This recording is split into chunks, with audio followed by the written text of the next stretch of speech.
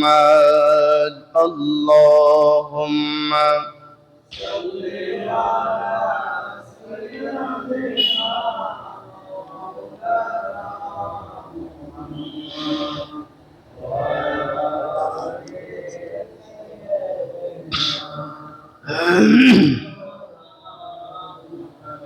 نحمده ونصلي على رسوله الكريم সম্মানিত মুসল্লিবৃন্দ আসসালামু আলাইকুম ওয়া রাহমাতুল্লাহ। আল্লাহ রাব্বুল আলামিনের দরবারে শুকরিয়া আদায় করছি, যিনি শত ব্যস্ততা সেরে জান্নাতের বাগানে আল্লাহ রাব্বুল আলামিন যথাসময় এসে তার পাঠানো কিতাব, তার দিক নির্দেশনা মহাগ্রন্থ আল কোরআন থেকে কিছু কথা বলার এবং শোনার জন্য তৌফিক দান করেছেন। রব্বুল আলামিনের দরবারে শুকরিয়া আদায় করছি, সকলে বলছি আলহামদুলিল্লাহ। আরো শুকরিয়া আদায় করছি যে আল্লাহ রব্বুল আলামিন অসংখ্য মানুষদের ভিতর থেকে এমন একটি সময় আমরা মসজিদে প্রবেশ করতে পেরেছি, যেই সময় সবচাইতে বেশি শয়তান কার্যক্রম চালাতে থাকে, কাজ করতে থাকে, যাতে করে প্রথমে মসজিদে প্রবেশ না করতে পারে। কারণ প্রথমে যে মসজিদ প্রবেশ করবে, এটা কবুল হজের সওয়াব আল্লাহ রাব্বুল আলামিন তাকে দান করবে। এরপরে এটা উট কুরবানির সওয়াব আল্লাহ তাকে দান করবেন, গরু কুরবানির সওয়াব, ছাগল কুরবানির সওয়াব, দুম্বা কুরবানির সওয়াব, এমন ভাবে পালাক্রমে সিরিয়াল ভাবে যে সওয়াব দেওয়ার জন্য আল্লাহ রাব্বুল আলামিন বলেছেন। এরপরে আজানের সাথে সাথেই মসজিদে প্রবেশ করার জন্য হুকুম দিয়েছেন আল্লাহ। আজান হবে, তোমরা সর্বপ্রথম মসজিদে প্রবেশ করো, আমার ডাকে সাড়া দাও আর মসজিদে প্রবেশ করো। আমাদের নেশার হলো আমরা নামাজ পড়ি ঠিক, আমি অনেক সময় আপনাদের নিয়ে বলছি। আজকে আমার এবং আপনাদের এই দুইজনের মাঝখানের একটি ওয়াজ এর মধ্যে আল্লাহ বলছেন।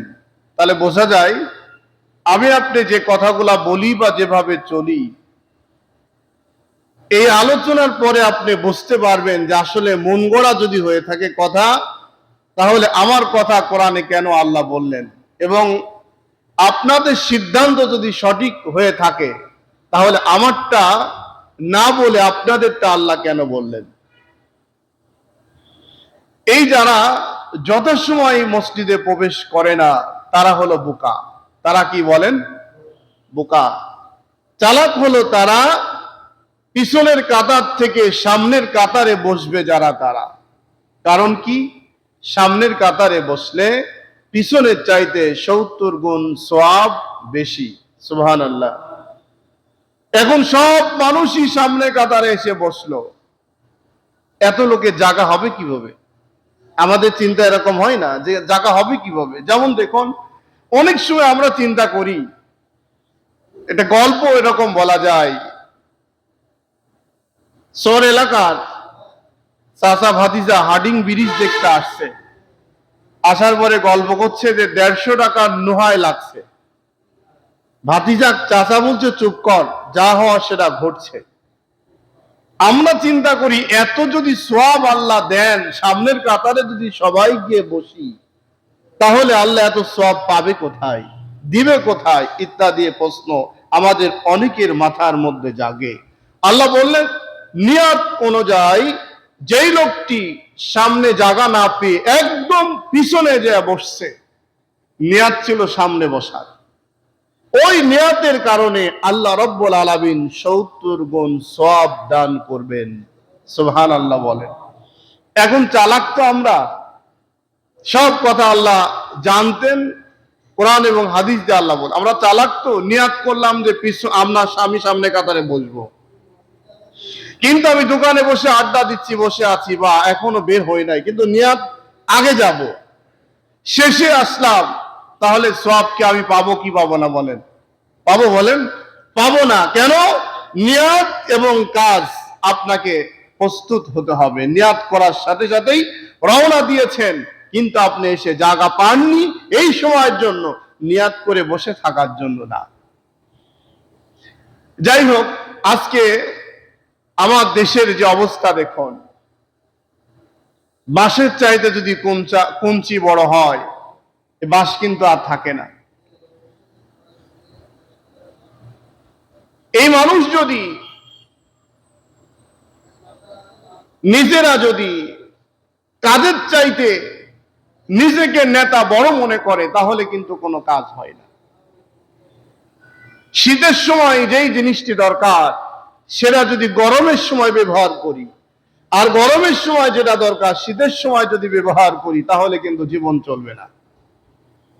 এমনকি আমরা সবকিছু বেশি বোঝার কারণে, উল্টা চলার কারণে, একজন ব্যক্তি উনি যা চিন্তা করলেন, শীতের সময় হোন্ডা চালানো রাস্তায় আমরাও যেমন চলার সময় একটু প্রোটেকশনটা ভালো রাখি, জ্যাকেটটা পিছনে চেন লাগায়ে সামনে, পিছনেরটা সামনে দিয়েছেন, সামনেরটা পিছনে দিয়েছেন, এবার যাচ্ছেন, হঠাৎ করে অ্যাক্সিডেন্ট করে উল্টায় পড়ছেন, বেহুশ অবস্থায়।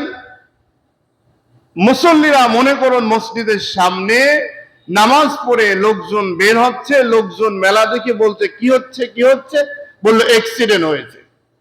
মুরব্বীরা গিয়ে বললেন ছেলেটা অ্যাক্সিডেন্ট করছে, সেটা তো আসলে দেখতে পাচ্ছি, কিন্তু অবস্থা তো ভালো মনে হচ্ছে না। কেন? বলে টাকা দেখো, ঘাড় কোণে আর তার বুক কোণে, মানে উল্টাই পড়ছে। এই উল্টা পড়াটা আগে সোজা করো, তারপরে চিন্তা ভাবনা করো। তোমরা তো সব দাঁড়ায় দাঁড়ায় দেখছো, কিন্তু আগে বাঁচানোর চেষ্টা করো, সোজা করো আগে। ওনাকে ঘাড় সোজা করতে গিয়ে আসলে তো ছিল পিছনেরটা সোয়েটারের সামনে জ্যাকেট, এখন পিছনে থাকার কারণে এই ঘাড় পিছনে নিচ্ছে, জ্যাকেটের সাথে মিল করতে গিয়ে জীবন দেহ এমনি শেষ হয়ে যাচ্ছে।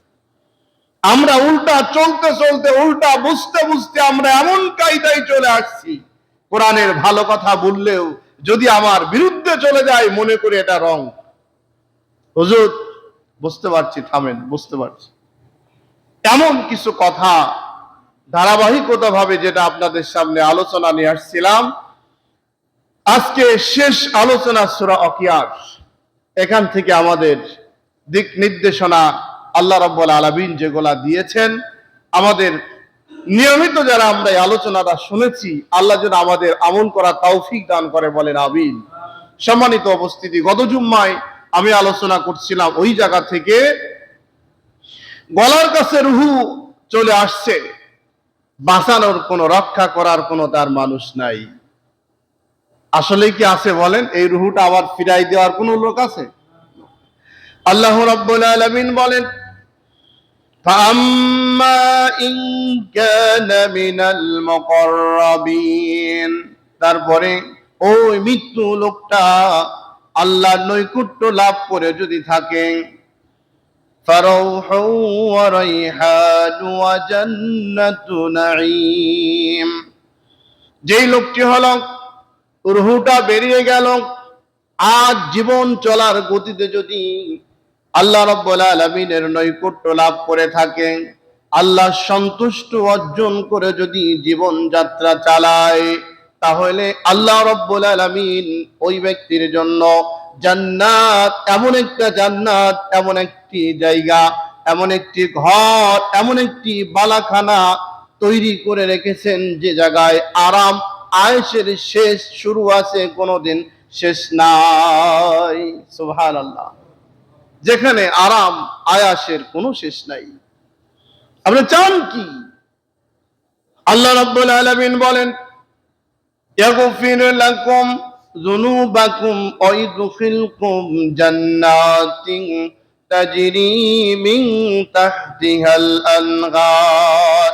আমি রব্বুল আলামিন যেই বান্দাগুলা আমাকে সন্তুষ্ট করতে চেয়েছিল, আমাকে খুশি করেছে, আমাকে সন্তুষ্ট করেছেন, আমি রব্বুল আলামিন ওই বান্দার জন্য জান্নাতুল ফেরদাউস থেকে শুরু করে জান্নাতুন নাঈম পর্যন্ত তাদের জন্য নির্ধারণ করে রেখেছি আমি।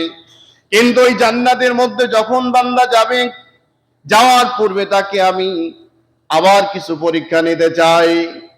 জাহান্নামীদের পরীক্ষা দিতে হবে, আবার জান্নাতীদেরও পরীক্ষা দিতে হবে।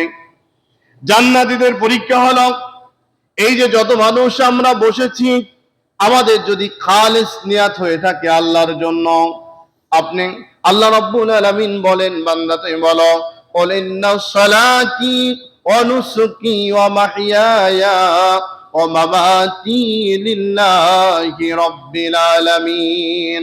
বান্দা তুমি বলো, আমার নামাজ শুধু আল্লাহর জন্য, আমার রোজা আল্লাহর জন্য, আমার জীবন আল্লাহর জন্য, আমার অর্থ সম্পদ আল্লাহর জন্য, ছেলে মেয়ে পরিবার আল্লাহর জন্য, আমার ধন সম্পদ আল্লাহর জন্য, আমার জীবন যৌবন সবগুলো আল্লাহর জন্য। আমার জীবনের একটি সেকেন্ডও মানুষের জন্য হবে না। যা কিছু করব সবগুলা কার জন্য বলেন? আমরা কিন্তু করতে পারছি না, আমরা করতে পারছি না। আমার ভাইয়েরা, নামাজে দাঁড়িয়ে যখন যাই, নামাজে দাঁড়ানোর সময় সূরা ফাতিহার মধ্যে আমি আপনি বলি ইয়াকা না'বুদু ওয়া ইয়াকা নাস্তাঈন। এই শব্দটা পড়তে পড়তে আমরা বিদ্ধ হয়ে গেলাম, অর্থ এখনো বুঝি নাই। এই যে এত বড় পড়লাম, এখন যদি মনে করেন আর ভালো লাগে না পড়তে, ইয়াকা না'বুদু ওয়া ইয়াকা নাস্তাঈন বাদে আমি নামাজ শুরু করব, নামাজ কি হবে বলেন? হবে না। অর্থ হলো, আমার আল্লাহ তোমার আইন মানি, তোমার বিধান মানি, তোমার হুকুম মানি, সব কিছু একমাত্র তুমি ব্যতীত আমি আর কাউকে মানি না। এ কথা আপনি স্বীকার করলেন, আমি বলি নাই, আপনি বলছেন নামাজের মধ্যে। ইমামের পিছনে যদি দাঁড়ায় থাকেন, ইমাম বলছে শেষে গায়রিল মাগদুবি আলাইহিম ওয়ালাদ-দাল্লিন, যখন বলছি আমরা চুপি সরে বলছি আমিন। এই কথাগুলো আল্লাহ তুমি কবুল করো। আচ্ছা বলেন, এই জায়গায় একটু সমস্যা কিন্তু আছে। আমরা সমাজনীতি, অর্থনীতি, রাজনীতি, জীবন নীতি, জীবন ব্যবস্থা, বাণিজ্য, এর মধ্যে আল্লাহ সন্তুষ্ট কত পার্সেন্ট করছি বলেন? বর্তমান আমার বাংলাদেশে প্রচলিত যে আইন চলছে, আইন শাসন ব্যবস্থা চলছে, এটা কি কোরআনের পক্ষে না কোরআনের বিপক্ষে বলেন? কথা বলেন। বিরুদ্ধে, কোরআনের বিরুদ্ধে। যখন আপনি এই আইনকে বাস্তব জীবনে মানতে চান, আপনার কথা এবং কাজ কখনো মিল হলো না। নামাজে বললেন আল্লাহ তোমার আইন মানি, তোমার বিধান মানি, তোমার হুকুম মানি। নামাজের বাহিরে গিয়ে আপনার দল, আপনার নেতা, আপনার কর্মসূচি, আপনার কার্যক্রম সম্পূর্ণরূপে হলো আলাদা। তাহলে আল্লাহর সাথে আপনার কিন্তু মিল হলো না।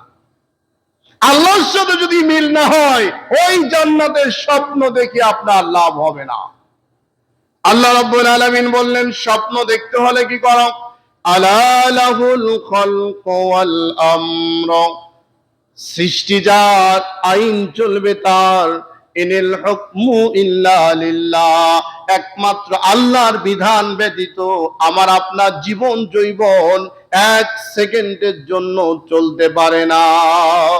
এখন মনে করুন, তাই যদি হয়, কোরআন শরীফে সব বিষয়গুলো আছে, আমরা মানি ঠিক, জানি ঠিক, মানি না। অনেকেই ভাবি যে এখন বালুর চর দখল করা, বালুর চর দখল করার জন্য আল্লাহ কি কোরআনে কোনো বিধান দিয়েছেন? বালুর চর কিভাবে পরিচালনা করব, এই বিধান কি আল্লাহ দিয়েছেন? অবশ্যই দিয়েছেন। আপনি এই বালুর চর, জমি দখল, মানুষকে ক্ষতিকরণ, মানুষকে বিপদগামী করা কিভাবে আপনি করবেন, এটা আল্লাহ বিধান দিয়েছেন। কি বিধান?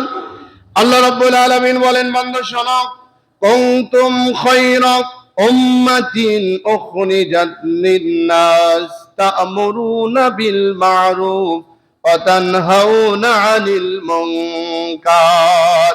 আল্লাহ রাব্বুল আলামিন বলেন, ও দুনিয়ার মানুষ, তোমরা সকলেই শুনে নাও।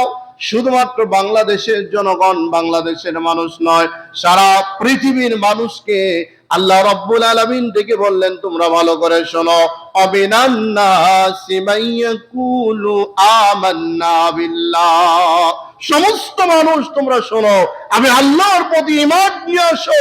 ঈমান নিয়ে আসার পরে আমি তোমাদের দায়িত্ব দিয়েছি, কাজ দিয়েছি, উম্মাতিন উখরিজাত লিন-নাস, তোমাদের শ্রেষ্ঠ মানুষ হিসাবে তৈরি করে আমি তোমাদের দায়িত্ব দিয়েছি এই সমাজের মধ্যে সবচাইতে উৎকৃষ্ট ভালো কাজ যেগুলা সেগুলা তোমরা করো, অন্যায় কাজ যেগুলা সেগুলা দুই হাত দিয়ে বাধা দাও। এখন বলেন, চাঁদাবাজি করা, বালুর চর দখল করা, মানুষকে হত্যা করা, লুটপাট করা, অবৈধ যত রকম কার্যক্রম গুলা রয়েছে এগুলা ভালো না খারাপ? কথা বলেন। যদি খারাপ হয় তাহলে আপনি ঈমান আনলে, মুসলমান হলে আপনার এই কাজ করা